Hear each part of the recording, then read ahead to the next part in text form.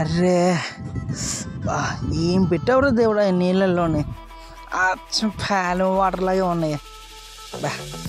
BTech చదివాను కానీ ఉద్యోగం లేదు, సద్యోగం లేదు. ఈ నీళ్ళు తాగి బతకాల్సి వస్తుంది. దేవుడా ఎప్పుడు మారుస్తావు దేవుడా నా లైఫ్ని? ఏంటి దేవుడా ఈ పరీక్షలో? దేవుడు మరి మనకు ఛాన్స్ ఇంతే, మరి జీవితానికి ఇంతే. నీళ్ళు తాగి బతకడం కన్నా చావడం నయం. అంతకు మించి నాకు ఇంకొక ఆప్షన్ కనిపించట్లే. ఇదిగో ఈ విషయం ఉంది ఇక్కడ, ఈ విషయం తాగి చచ్చిపోతాను. ఇంకా బతుకు మీద ఆశ అనేది లేదు నాకు. ఈ విషయం తాగి చనిపోవడం తప్ప ఇంకేం తోచట్లేదు. సరే ఈ విషయం తాగి చస్తాను.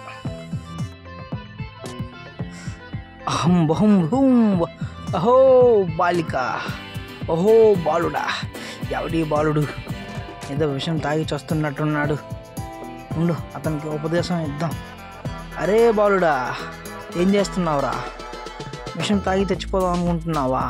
నీకేమి కష్టం వచ్చినదిరా బాలుడా డింబక అహం బహం. నేను ఒకటి చెప్తాను చూడు, అది నువ్వు చేస్తే నువ్వు కోటీశ్వరుడు అవుతావు.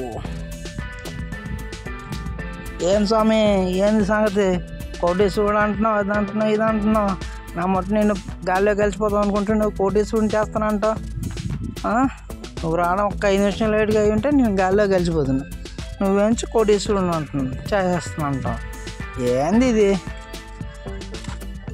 చెప్పు. సరే నువ్వు చెప్పినట్టు చేస్తాను, కోటీశ్వరుని చేస్తానంటావు అంతే కదా? చెప్పు ఏం చేయాలి? అదిగో తూర్పున ఉత్తరాన ఒక పెద్ద చెట్టు ఉంటుంది. ఆ చెట్టు కిందకి నువ్వు వెళ్ళి చేయి చాచి, అహో చిట్టా నాకు ఫలం దానం చేయు అని నువ్వు కోరుకో. ఆ చెట్టు అనేది నీకు ఫలం దానం చేస్తుంది. ఆ దానం చేస్తే ఆ కాయ పట్టుకొనిరా, నిన్ను కోటీశ్వరుని చేస్తాను. ఏంటి స్వామీజీ మీరేం మాట్లాడుతున్నారు? సరే స్వామీజీ ఇది చెప్పినట్టు చేస్తాను.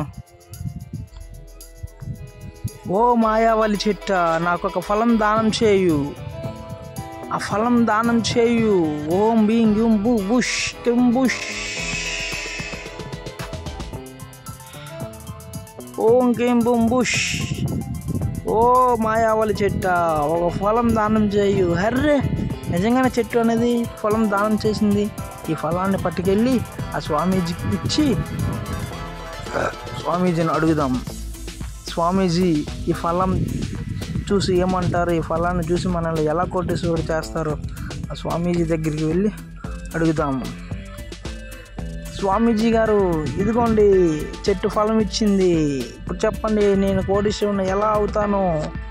ఆయన ఈ మామిడికాయని ముక్కలు ముక్కలుగా చేసి ఉగాది పచ్చడి చేయు. ఉగాది పచ్చడి చేసి ఆవకాయలా తయారు చేసి ఆవకాయ అని అంటూ అమ్ము. థ్యాంక్ యూ స్వామి, నా జీవితాన్ని ఒక దారి చూపించారు. ఈ మామిడికాయతో ఆవకాయ తయారు చేసి ఆవకాయ అంటూ అమ్మేస్తాను. ఇంకా ఆవకాయ రాజాలా ఎదిగి కోటీశ్వరుని అయ్యి కోట్లు సంపాదిస్తాను. శుభం శుభం, నీకు అంతా మంచిగా జరుగును కాక. సో ఫ్రెండ్స్, మీరు కూడా ఇలాంటి ఆవకాయ అమ్మి కోటీశ్వరులు అవుదాం అనుకుంటున్నారా? అయితే మన వీడియోకి లైక్ చేసి ఎలా ఉందో కామెంట్ చేసి సబ్స్క్రైబ్ చేయండి. నెక్స్ట్ వీడియోలో కలుద్దాం. బాయ్.